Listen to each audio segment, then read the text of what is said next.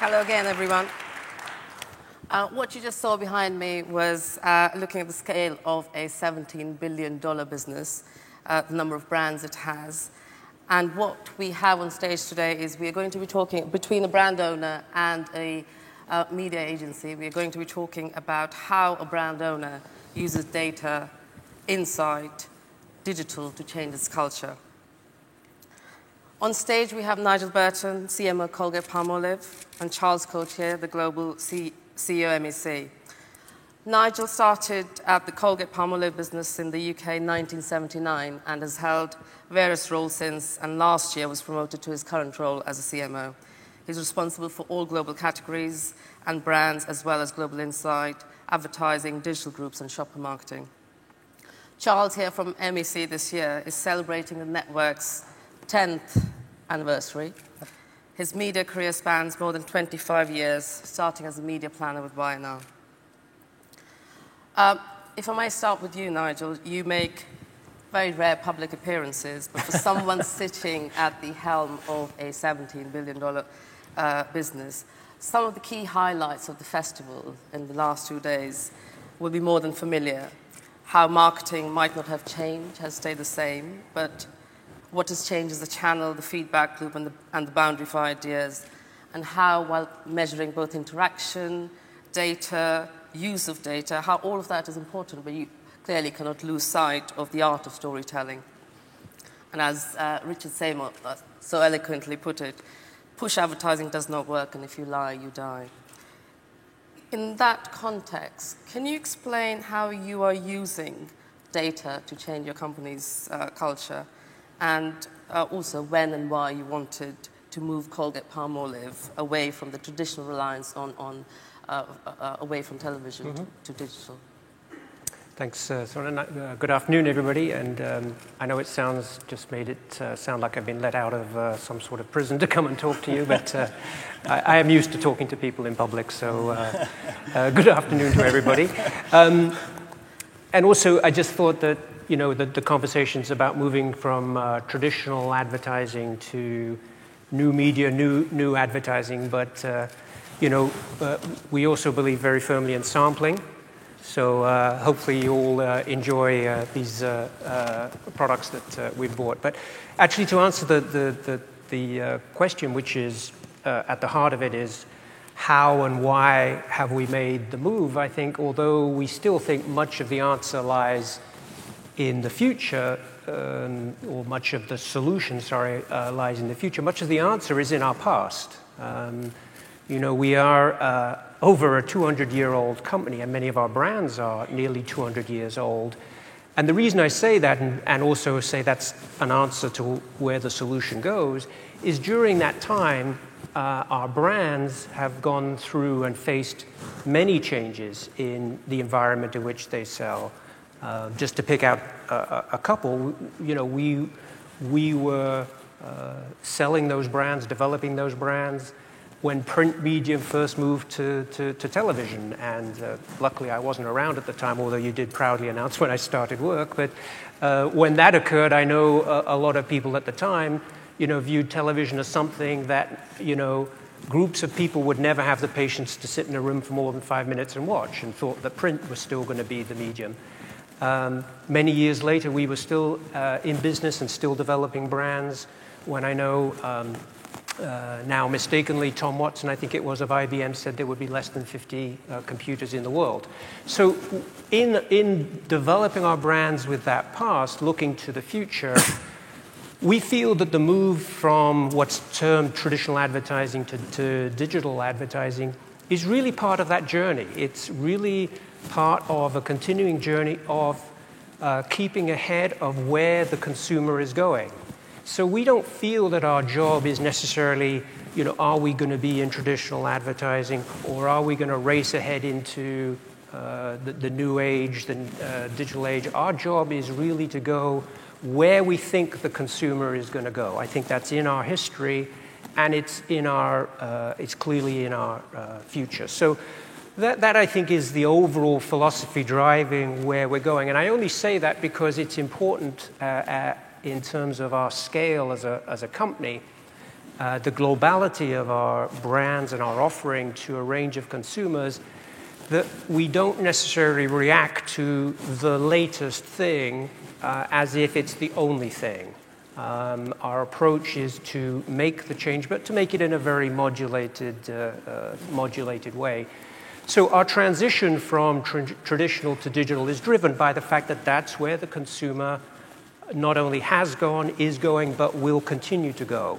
And we must follow and in fact go ahead of where the consumer is going to receive messages and want to engage with brands.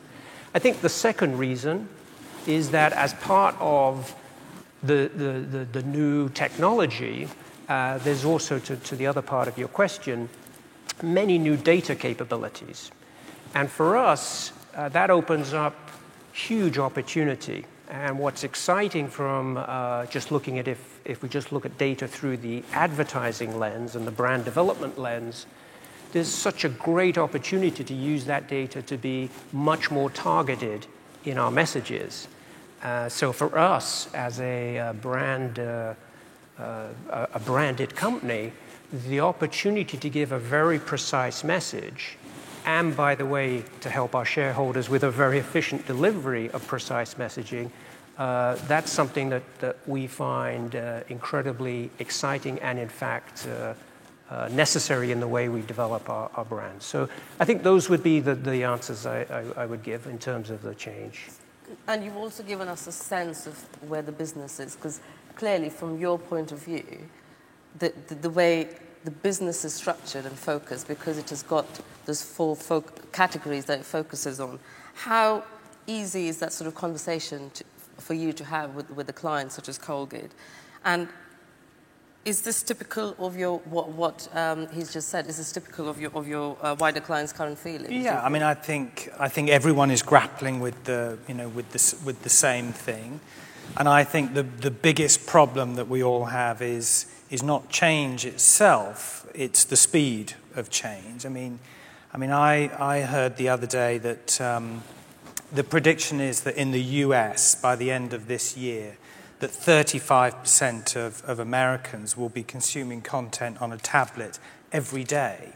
Well, you know, the speed of that change is extraordinary. I mean, it was only a couple of years ago we didn't even know what a tablet was, and you know, so it's the speed that it's moving, and that sort of seismic change of consumers as they sort of embrace these channels is what changes our business. And from an agency point of view, it sort of forces us to rethink our resource needs. And of course it requires more specialist resources in an agency. And we've talked a lot over the last couple of days about, sort of the need for digital and data resources and analytics and insight, and all of those things wind up.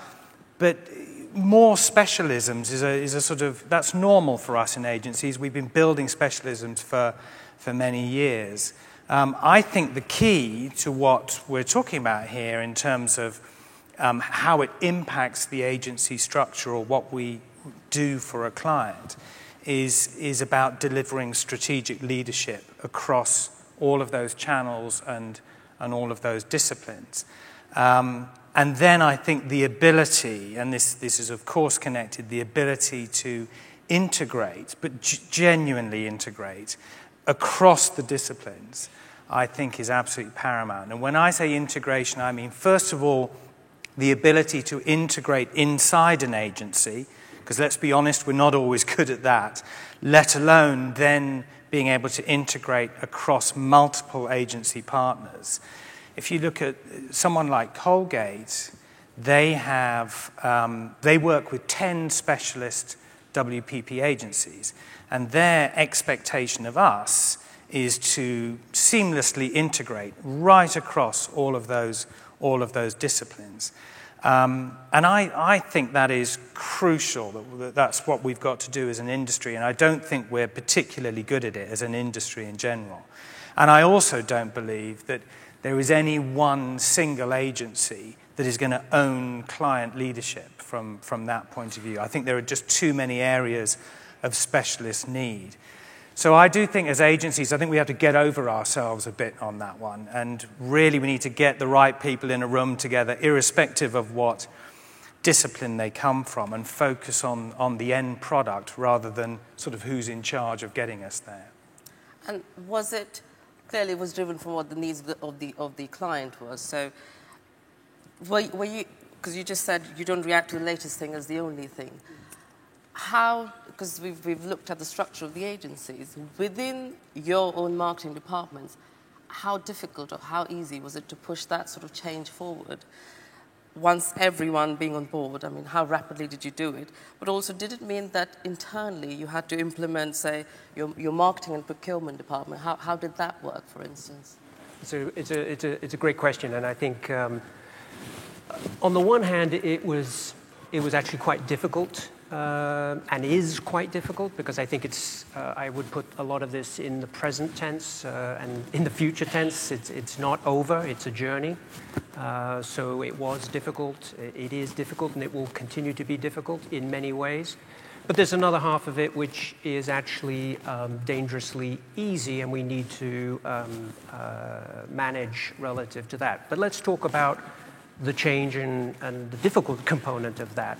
I think what was difficult in the change for any, really, I guess for any marketeer, but I guess we found it, is that we had become very formulaic. We knew how media worked, or at least we knew how to evaluate and to measure how it was working when we were using traditional media. I mean, at the end of the day, brand management is about building brands, but it's also about providing value all the way through to the shareholder. And there was a very efficient ROI to how you could buy, measure, and track existing media. So as we tried to encourage people to make the move, you get into some very, and still are getting into some very uncertain territory, and people were allocating portions of budget without actually knowing how they would track it, how they would measure it, and how they would evaluate it. And these are people who, particularly in our environment, and I'm sure it would be the same at many of the major companies, in our environment, people are held accountable for ROI. So I think at the top level, that was probably the most difficult, was to get people into unfamiliar territory. And the way in which we did that was an element of, I guess, leadership from the top, by encouraging people that a certain amount of risk-taking as we moved into that arena was worthwhile. And I guess in typical Colgate fashion, we've also made that transition less difficult by not only encouraging from the top and encouraging risk-taking, but also to make sure that we build in some early elements of ROI that can help people evaluate what they're doing. So we do not, even as people move into new areas of spending, we don't assume that goes unanswered or unaccounted for. So we're building what we think are some reasonable capabilities already to measure what we're doing. We also eased the transition, so to your question about how difficult it was, you know, Colgate operates as a company, and you saw from the video, I mean, we are incredibly global. Our brands are known well around the world, but we actually don't operate as a very centralized global company in everything that we do. We believe, yes, there are certain big themes or big ideas or best practices we can help develop from the center. But over our years and decades, much has also been built bottom up. Our phraseology for it is called winning on the ground. We actually believe that there is a lot, even in a global company, that matters in the nuance of each individual market and each individual brand.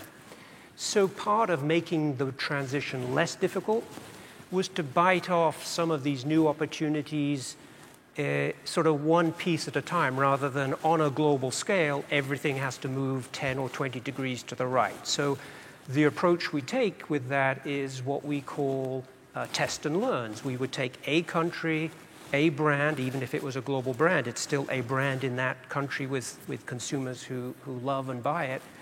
And we would take an approach in a new arena and learn on it and then scale from there. So that's kind of bottom up as well as a top down message. So I think that's a little bit how we try to make it less difficult. I referred also to, in some instances, that the transition was not difficult, but sometimes the transition for some people was too easy.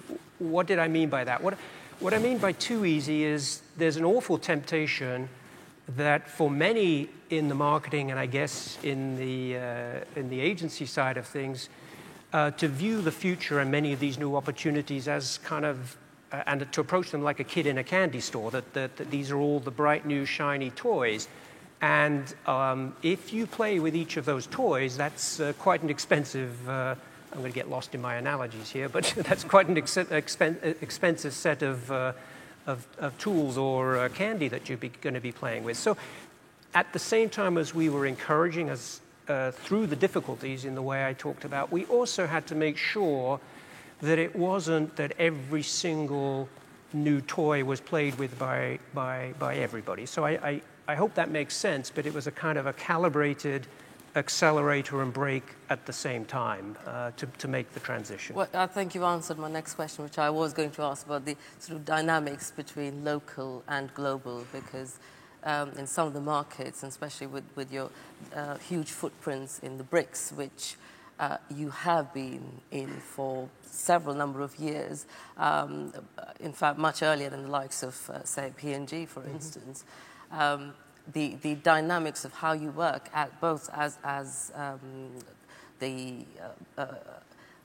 a global brand leader and also as a creator of being a brand publisher, as what most brands want to be, the dynamics would have been quite different, because each market, especially if you were to refer to, say, India, China, Brazil, your brands are perceived, the narrative of the brands is very different to, say, the Americas and Europe.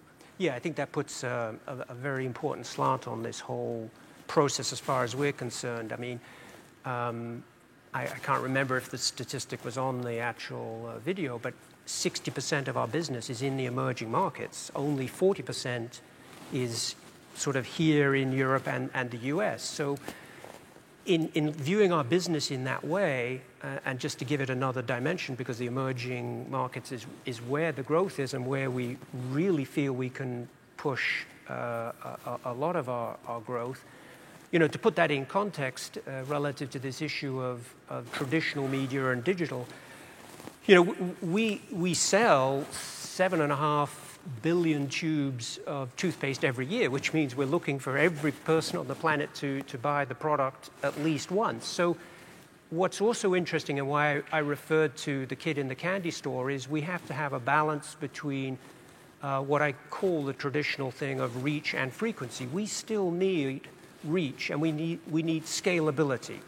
So when we go into the test and learns on some of the new media, some of the new opportunities to communicate, we have to make sure that that is scalable, because at the end of the day, that has to be something that can go around all of those markets and also achieve enough reach that enough people will do something about it. I think it's an important point, and I think especially in conferences like this, we do tend to get sometimes enamored with, you know, with everything that's new, and I'm not saying that's not important, but for big advertisers, especially geographically, you know, the scalability issue is really important. There are lots of ways that, you know, that we can get, you know, 300,000 fans on Facebook. But, you know, on a global scale, that's not going to move the dial on a company like Colgate or most other major marketers. So when you look at your relationship with Colgate, I mean, do you think you're breaking new ground the way this relationship works? I mean, I think you mean new ground globally versus anybody, or new ground amongst ourselves? I mean, I think that, well, I think everyone is going along the same process, and I think that what Colgate is doing and with WPP is also going along that process. And I think everyone is along the line. Somewhere it's just that everyone's at different stages along the way. But I think that what success in this process really needs is leadership.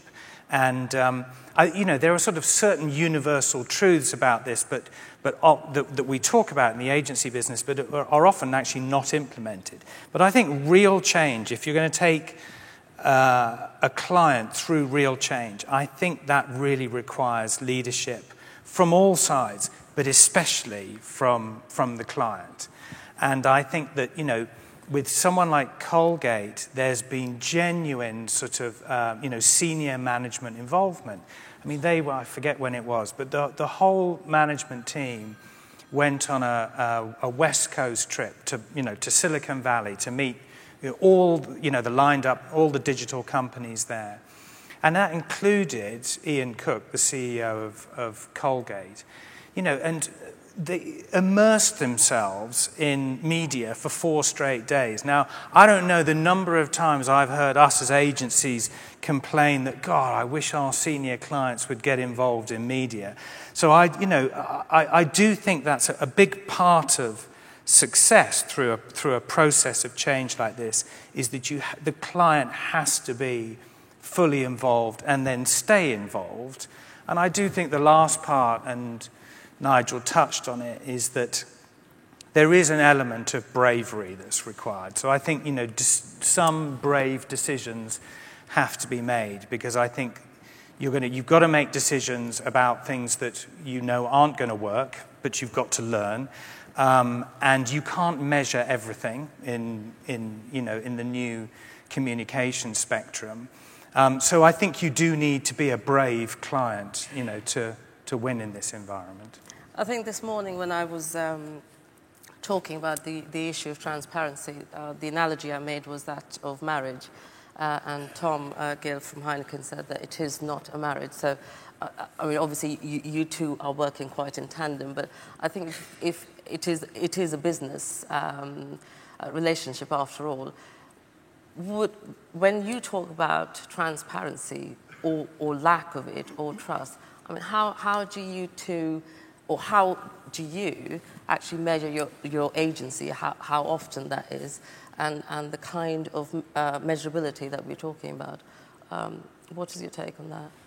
Well, first of all, I would say that we have committed and partnered with WPP on an exclusive basis for many, many years. And prior to that, sort of as a preface almost to WPP, that was with Y&R.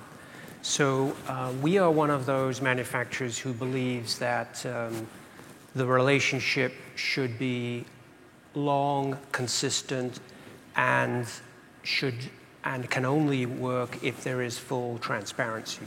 So I heard and I understood quite a bit of the discussion this morning, but in a way it was also relatively alien to the way I guess we operate, because I think both parties, and I suppose in that sense it is a little bit like a marriage, have made a commitment, and quite a strong commitment, to be together for what's the saying, for good or for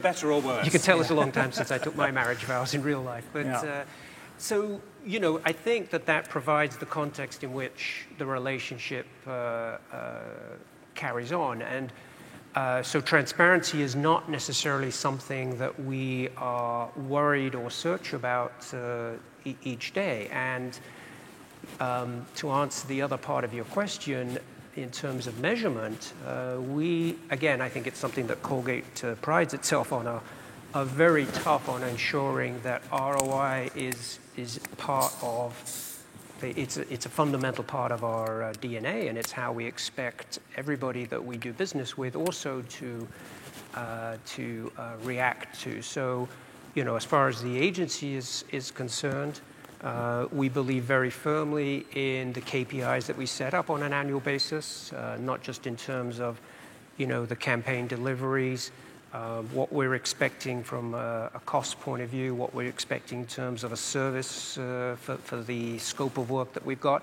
But then more importantly, in the external world, we expect market share to move based on campaigns that we're doing. So when we get to the end of a year, there's a large component of the agency's discretionary compensation that's based on bonus, that's based on those KPIs. And that is a full and robust conversation where both parties are very clear about what has or has not been delivered. So I feel there is no issue of transparency. I understand the issue, but to me it's a very discrete issue of the media buying as it relates to some of the new arenas, but I don't think that tarnishes the whole relationship of one of lack of transparency. I think it's a specific issue that needs to be worked through. Would you like to? Yeah, I also heard the discussion this morning, and I agree with Nigel. I mean, I wouldn't I? Because that's for agency people out there, you're sitting there thinking, well, that's how many of their clients think. I hope that's the case anyway. I think a trust in the relationship is the issue, and I think that transparency is not difficult to get.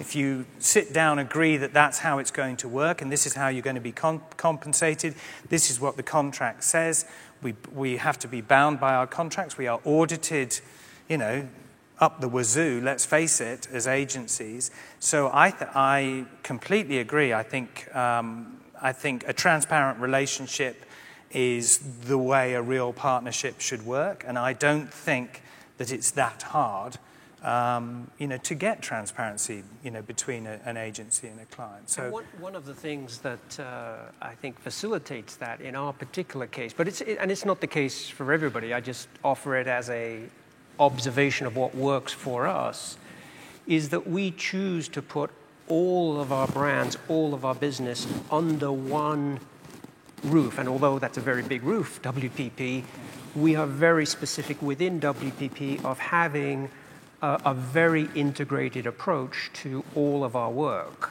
So it's not just WPP and the huge big holding company. We almost treat WPP as if it's the agency with all of the skills, whether it ranges from MEC in media, Y&R in maybe the more traditional advertising through to VML, the digital, and on and on and on. But we believe that all of those working uniquely for us, as opposed to some of them being sort of outer satellites or maybe even at a completely different agency, that even though we're running a business and brands as global as ours are, we feel that there's a huge benefit to that integrated approach from the issue of and the discussion of transparency, because it must be incredibly hard where spending is going off into so many different areas and so many new areas that if that's in different agency pockets of trying to account and audit that. So I think in our particular case, that's why we also very firmly believe in the type of agency relationship and unique agency relationship that we have. Because I think someone made a point, it was yesterday, that the lead agency model is dead, but what will live is the lead network model. And that clearly is your mantra as well. Which is we have a very definite philosophy on that, which is the lead agency, but it's not just a lead agency, it's one agency. The reason we believe firmly in that is that, it's so important that the message that's received by consumers is an integrated message that is absolutely consistent across all of the touch points for the brand. And I think that what we have, therefore, as an advantage is, particularly as you move and experiment in new areas, that as long as those are still under the same roof, you can make sure that even though we may be testing and learning and experimenting, we don't want our consumer to think that we're experimenting with a message. It has to be, absolutely on strategy for them when they see it, in order to continue to reinforce, their feelings, emotions, and loyalty to the brand. We can't afford for there to be some random change in the messaging. So we fully believe and Charles referred to it earlier, that the importance of the integrated communication And for us, that goes hand in hand with the way we approach an agency relationship. And I think, that approach to the group approach, if you like, is becoming more popular. And I think, Colgate have been doing it for quite a long time. But I think that having everything, in this case, everything under WPP, it does allow the client to sort of insist, to enforce integration, because technically there are no barriers to it. In the end, we're all one company as WPP, so there should be, in theory, no barriers to it. It's not as easy as that, of course, I realize, but it's much easier for the client to insist on that integration. So now, we build teams that are multidisciplined teams from across WPP that literally co-locate together to work just on Colgate. And I think that, and then the work that they do flows out back into the agencies across WPP. And I think that as an industry, we're going to be dealing in this way more and more. Because as I said earlier, I actually, and you said it too, I actually don't believe that there is, any one agency that can consistently control the client leadership position, because there's just too much going on, there's too much change, and there's too much expertise that needs to be brought to the table. Nigel, from your point of view, talking about this group approach, clearly it works for you because I'm sure you're able to drive down costs as well, and you also see the results of your work. Do you think that's how it works? Yeah, I think that there's as I said before, I think there's a much better chance of accountability. I don't think everything is perfect, and part of our approach is also one of continuous improvement. Is whatever you delivered yesterday, it can be better the next day. So nothing is ever completely perfect. There's always room for continuous improvement. But we do feel, in the context of everything, that the accountabilities are as strong as they can be in a changing and competitive marketplace. So I definitely think that's how we see that component, and it enables us also, as I said, we drive very focused and measurable annual plans with resources that are supposed to go against that. So we drive through this relationship not only what I call kind of the creation and growth component of what you want from communications, but I think we drive the efficiency, because, again, particularly as we move forward into many of these new areas, we have to be very aware that efficiency and ensuring that we don't just create content endlessly, without a return, that we are able to deliver the efficiency, but at the same time the growth, and I think this model works well for us. And before I open it for questions, one last word, if I may. What advice would you like to give to CMOs who might be thinking of making a similar change? Well, based on how you introduced me, I would stay in your office instead of getting out. No, it's somebody, I think it was John le Carré, said a desk is a dangerous place to observe the world from. So we do believe in getting out. Advice to other companies, I don't think I think we're too modest to do that sort of thing. My own thought is that, first of all, as you consider change, I think you have to understand what I call the fabric and the culture of your organization. I mentioned some of the components of our culture and fabric that have suited the way in which we've made changes. That happens to be, yes, that we understand we're running a global business, but at the same time, it involves being able to let people on the ground or in each of the countries learn, test and learn. And that's been, for us, a good balance in how we've operated. And I think if in another company that culture that fits with the culture and the fabric of the company, that's important. In our instance, I also referred to the fact that, yes, of course, we have changed. We continue to move and adapt new ideas, new techniques, but always with two things in mind. One, For us, that involves evolution, not revolution. We've been in business for 200 years, so there's no reason why the last changes and dramatic changes of the last 5 years should suddenly change that we will be in business for another 200 years. So for us, we approach it in evolution, which doesn't mean ignoring anything. It means making sure we understand how it works before it becomes the totality of what we do. So I think those would be 2 advice points. I think the third, which I would just like to sort of maybe broaden out from, advice for other companies, I think as an industry, collectively, I think there is much we can do together without it being in any way, shape, or form anti-competitive. But I do believe going forward as an industry, we do, and we have an opportunity to be better at measurement in the new media and making sure that we all force ourselves, and importantly the media owners, to talk a common language on it's in everyone's measurement. Interest. Yeah. So I don't think that falls under the column of advice, but if we could collectively do the same thing as far as that's concerned, I think that would be advantageous. Thank you very much. I've been told, unfortunately, we do not have any time for questions, but seeing that you have been let out loose, I'm sure people can approach you with any questions if they might have any. I would like to thank both my panelists. A big round of applause for this insightful journey. Thank you very much.